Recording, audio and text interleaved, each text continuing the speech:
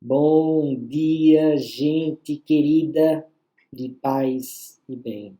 Bom e abençoado domingo, desde já, para todos e todas aqui de paz e bem. Sou o reverendo Eduardo Henrique, da Igreja Episcopal Anglicana do Brasil. Estou aqui na Diocese Sul-Ocidental, na cidade de Santa Maria, no Rio Grande do Sul. Todos e todas sejam bem-vindos e bem-vindas a esta roda de conversa que a gente tem aqui aos domingos, em torno do Evangelho do dia, o Evangelho sugerido, não é? Pelo lecionário, né? Que é a ordem de leituras que as igrejas cristãs possuem, a Igreja Católica Romana, a Igreja Episcopal Anglicana e outras, tá? Então a gente se reúne aqui para conversar. O objetivo da gente aqui é tomar o Evangelho como pretexto, né? Pré-texto, para que a gente possa conversar em torno do texto da nossa vida, do nosso cotidiano, para que a gente possa olhar para essa realidade, a realidade que nos cerca, a gente vê os nossos passos, a gente possa questionar esta realidade e agir nela de uma forma transformadora, libertadora. Uma palavra para libertar você. E a palavra de hoje é muito libertadora. É uma palavra que fala para todos e todas que buscam o legítimo, verdadeiro caminho espiritual, né? Que estão no caminho. Antes da gente começar a ler o texto de hoje, aquele recado para não me esquecer e você também. Se você não é inscrita no canal Paz e Bem, inscreva-se, né? Curta este vídeo, compartilhe em suas redes sociais. Isso ajuda demais, gente, demais, a divulgar o canal Paz e Bem. Se você puder, quiser, faça sua assinatura solidária. Tem um link aí, tá bom? É só, claro, se você quiser. Tá bem? Vamos lá. O texto de hoje está em Marcos, capítulo 10, do versículo 17 ao 31. Eu vou lendo e a gente vai conversando, tá bem? Vamos lá. Quando Jesus estava saindo para seguir caminho, alguém correu, ajoelhou-se diante dele e perguntou: Bom mestre, o que devo fazer para ter em herança a vida eterna? Primeira coisa, Jesus está no caminho. Jesus está saindo para o caminho. Aqui, uma pessoa ajoelha-se, e aí a gente vê essa dimensão da reverência. Destaco aqui duas palavras dessa pessoa: bom mestre e ter em herança. Vamos ver, né, que isso tem muito a ver com o contexto dessa fala, né, o lugar de fala dessa pessoa. Jesus lhe respondeu: Por que você me chama de bom? Ninguém é bom, a não ser um só, Deus. Aqui, Jesus dá o primeiro toque a essa pessoa. E um lado, essa pessoa reconhece que Jesus é um bom mestre, é um homem sábio. E isso é algo que ele diz com sinceridade. O texto não coloca que, como em outros momentos, né, que de uma forma capciosa, de uma forma como um subterfúgio para enganar, para seduzir. A gente pode ver que essa palavra aqui é uma palavra honesta, sincera. Ele está reconhecendo em Jesus um bom mestre. Está dizendo de sinceridade. Mas aí o que é que Jesus diz? Calma lá. Menos. Bom é Deus. E se você reconhece, podia dizer aqui, né, na entrelinha, se você reconhece bom em mim, é porque eu, Jesus, revelo a você essa bondade que vem de Deus. Isso é o primeiro desafio de um caminho espiritual legítimo. É aquele em que a gente a pessoa que está no caminho se reconhece como possuidora dos dons e talentos e virtudes e bondade e beleza, não é? Do eterno. Então, eu sou Deus. E aí essa pessoa fica ensoberbada, né? Fica, como diz o Jung, possuída pelo luminoso, né? Fica com o ego inflado. Não, isso é um desafio, é a primeira prova, né? Então Jesus já diz, menos, bom é Deus, tá? Mestre, tá, mestre, tudo bem.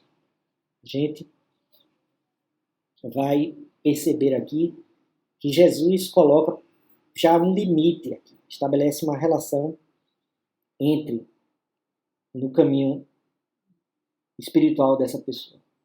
Essa correção, na verdade, essa chamada de atenção é algo muito importante. Volto a dizer, se eu reconheço que bom é Deus, então essa bondade que eu possuo não parte de mim, não é eu que sou bom. É porque Deus que habita em mim revela essa bondade. É isso que Jesus diz. Menos. Calma lá. Vamos lá, então. Pode perguntar, então, o que você quer dizer. Então, o que é que ele pergunta? O que é a pergunta que em seguida ele diz? O que devo fazer? Que devo fazer, né? Para ter em herança a vida eterna. Fazer para ter herança. Né? Eu faço e aí tenho como herança, como algo que me é dado, né? A vida eterna. Né? Então, eu faço e tomo como lucro, como herança, como, né, fruto desse fazer a vida eterna. Então é fazer. O que você precisa fazer, né? Tá. Então Jesus diz: você conhece os mandamentos. Faça os mandamentos. Ou seja, a ética. Né? Exercite essa bondade. Como é que você vai fazer isso? O que é que diz o mandamento? Não mate, não cometa adultério, não roube, não levante falso testemunho, não engane ninguém, honre o seu pai e sua mãe. Seja íntegro. Exercite a integridade. Então, ele lhe disse, ou seja, essa pessoa disse para Jesus, mestre, eu tenho observado todas essas coisas desde minha juventude. Desde a minha juventude eu faço isso. Eu exercito essa integridade. Então, Jesus olhando para ele, o amor. Bonito aqui, não é? Jesus amou, olhou para ele. Veja a cena, né? Jesus olha para esse homem, para essa pessoa, e diz, eu amo você. Porque você busca de forma sincera o caminho espiritual. Você não quer, não está me buscando para me colocar numa cilada. Você busca sinceramente. E por isso eu amo você. Por isso Deus reconhece esse amor, exerce esse amor com ele. Ele disse, só falta uma coisa. Só falta uma coisa a ser feita. Vá, venda tudo o que tem e dê aos pobres. E você terá um tesouro no céu. Depois venha e me siga. Mas ele, espantado com essas palavras, foi embora triste, porque tinha muitos bens. Aqui está a centralidade do texto. Aqui está o pretexto para a nossa conversa de hoje. De um lado, a lógica, né, de que eu faço o bem e vou ter como herança a vida eterna. Aí eu estou, né, colocando lá, né, o meu investimento no mundo espiritual. Jesus diz, olha, tá, exercito, eu faço bem. Né? Aquilo que a prescrição cultural, a ética, aceita, diz. Ah, eu faço isso desde sempre, desde minha juventude. Que coisa maravilhosa. Então, se você faz desde a sua juventude, é porque é um exercício legítimo. Você está no caminho, você está na senda. Então só falta uma coisa, só uma coisa. Venda tudo. Eu coloco o desafio para você, Jesus disse. Eu coloco o desafio para você. Se lance. Se lance. Venda tudo, dê para os pobres e me siga. E aí ele vai embora, triste, porque tinha muitos bens. Porque ele tinha muitos bens a ponto de ser possuído por eles. Os bens possuíam esse homem. E mesmo que ele fizesse bem, mesmo que ele exercitasse, né, as prescrições da ética, ele não era uma má pessoa. Ele não era uma pessoa perversa, nem corrupta, nem mal intencionada. Ele buscava o caminho verdadeiro, legítimo. Jesus diz, desapegue-se dele. Disso que te oprime, disso que te escraviza, disso que você carrega aí nas costas. Para onde você vai, você carrega, porque o seu coração está cheio de bens. Esvazie esse coração. Esvazie o coração desses bens. Dê aos pobres. E aí o que ele faz? Ele entristece e vai embora. Esse é o segundo teste no caminho espiritual. Se o primeiro, né, é se achar inflado, porque teve uma experiência luminosa, né? Eu vi Deus face a face, eu vi um anjo, eu vi um ser, eu vi... Enfim. E aí eu sou possuído, eu sou agora o possuidor, né? Eu sou o mestre espiritual. Isso é uma tentação terrível, porque não reconhece a fonte, de onde vem, né, esse bem, esse amor, isso tudo. Do outro lado, coloca aqui uma outra dimensão, o apego, que o ego também coloca. A gente é apegado às coisas, né? E a gente acumula coisas. Existe uma corrente, não é, dentro do pensamento chamada minimalista, né? O minimalismo. E a gente percebe, a partir dessa reflexão, quanto a gente tem coisas. E como as coisas ocupam não só o espaço físico, mas na nossa alma. E esse é o problema, né, de quem tem muitos bens. Porque isso sufoca o caminho espiritual. Porque isso impede de você ver aquilo que é essencial. É tanta coisa, tantos bens. E aqui também, claro, dinheiro, né? Investimento, recursos, paraísos fiscais. A gente fica tão atanasado com isso, né? Cheia de tantas coisas, que a gente não busca a percepção de que essas pessoas vão morrer. Que isso vai ser comido pela traça. Que isso é vaidade, correr atrás do vento. Né? Isso é um caminho espiritual. A gente tem que lidar com isso. E saber que a gente precisa só do essencial.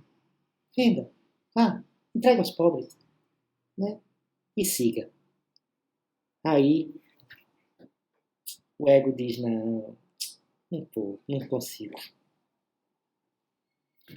E aí como é que Jesus responde aqui a essa situação?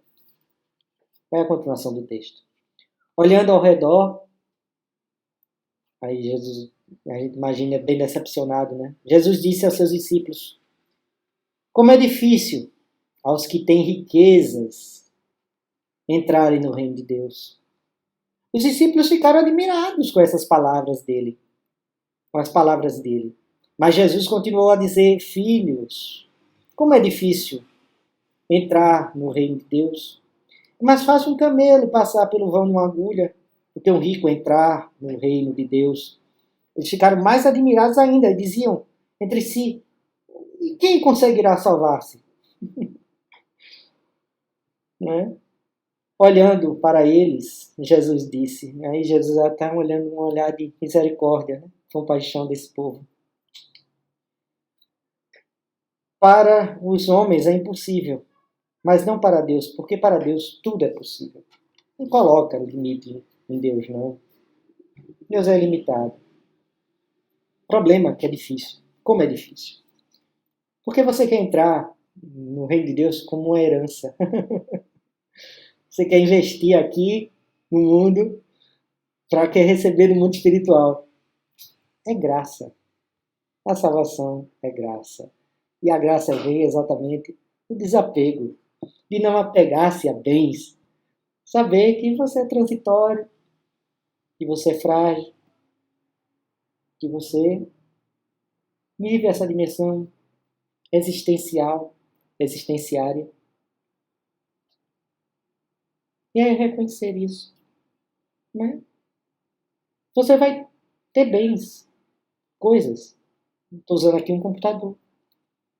Mas isso não vai me possuir. E eu tenho a certeza de que isso não é o essencial.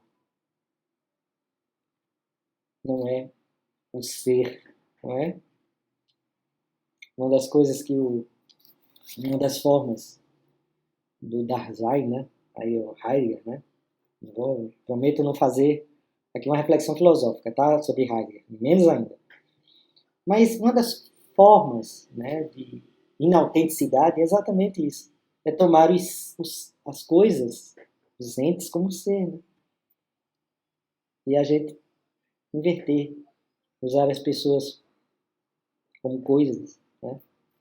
Isso bem mal faz, malditamente faz o capitalismo, né? Que se serve de pessoas transformando em objetos, em coisas, em bens. Quando são todos e todas nós convidados à autêntica vida, a sermos verdadeiramente, né, herdeiros do reino de Deus, do reino dos céus. Então, Pedro começou a dizer-lhe, mais uma vez Pedro, eis que nós deixamos tudo e te seguimos. Aqui Pedro já coloca uma dimensão do que eles fizeram, mas olha, a gente fez isso, a gente deixou tudo, te seguiu, e aí? Né? Aí Jesus responde, eu lhe garanto, não há ninguém que tenha deixado casa, irmãos, irmãs, mãe, pai, filhos e campos, por causa de mim, do Evangelho, da Boa Nova do Rei, que não receba agora, no tempo presente, 100 vezes mais em casas, irmãs, irmãos, mãe, filhos, campos, com perseguições. E no mundo futuro, a vida eterna. Muito dos primeiros serão os últimos, e os últimos serão os primeiros. Pois é, quando a gente se desapega de tudo, a gente verdadeiramente tem. É um paradoxo, não é? A gente não é possuído por nada, então a gente está livre. Mas realmente tem coisas. E esse ter coisas aqui, volto a dizer, não é acumular riqueza e explorar o outro. Tá? É a gente ter exatamente essa dimensão do essencial. Se a gente tem 2 túnicas, dê uma túnica para o outro. Fique com a sua. Se a gente tem 2 pares de sapato, entregue para o outro. A gente tem 4 pés. Somos quadrúpedes. Entendo aqui o sentido? A gente precisa se liberar das coisas. Esse é o sentido de deixar a família. Família aqui é aquilo que tantas vezes né? É uma experiência riquíssima, eu tenho felicidade de ter, né, uma família maravilhosa. Mas a gente precisa amadurecer, sair da nossa casa, deixar a nossa mãe, né? Vir aqui para Santa Maria. Isso é libertador. Isso é libertador. A gente precisa amadurecer. Isso é parte também do caminho espiritual. Maturidade. A gente não precisa ser sufocado por nada. E aí a gente precisa perceber que a gente vai ter, inclusive, perseguição. Sim, a gente vai ser perseguido. Perseguida, sim. Isso vem junto. Isso não pode escapar. Você não pode escapar. Se você faz o caminho espiritual legítimo, caminho espiritual autêntico, né? Não esses caminhos espirituais fajutos que tem por aí, eu digo com muita tranquilidade, não é? Desses caminhos espirituais que aprisionam, que matam, que sufocam, né? Que oprimem, vendidos como, né? De tantos pastores e líderes, enfim, que exploram financeiramente até as pessoas. Não, não, não. Estou falando do caminho quando você assume o Evangelho. Você diz a verdade. Quando você vem e diz que o Evangelho é libertador, vem a perseguição. O povo que escreveu esse Evangelho, a comunidade de Marcos, sofria com isso. Havia deixado casas, bens, havia seguido, né, os passos do bom mestre Jesus. E o que é que eles tinham recebido? A perseguição do império. Tinham sido torturados, presos, torturados e mortos. Pois é. Mas isso não é a última palavra. Não é. Então deixo aqui o convite ao desapego. Para a gente meditar em torno disso. Não é? Das coisas as coisas que estão nos sufocando, que estão nos oprimindo, né? Que estão fazendo com que a gente seja inautêntico em nossa busca espiritual. Por fim, deixo a bênção e o convite para mais tarde a gente se encontrar 21 horas aqui no canal Paz Bem, no nosso círculo de oração. Tá? A gente ora pelo planeta, a gente ora pelo país, pelo povo brasileiro, a gente ora por nós, a gente ora para se fortalecer, para a gente combater o bom combate. Tá bom? Recebam todos e todas as bênçãos de Deus. Que o amor de Deus nos una, a alegria de Deus nos inspire, a paz de Deus nos envolva, a coragem de Deus nos sustente e a bênção de Deus onipotente, Pai, Filho e Espírito Santo, seja conosco e conosco habite eternamente. Paz e bem, gente querida de Paz e Bem, uma semana maravilhosa, abençoada para todos e todas. Até o nosso próximo encontro, próximo domingo. Paz e bem, galerinha de Paz e Bem. Tchau.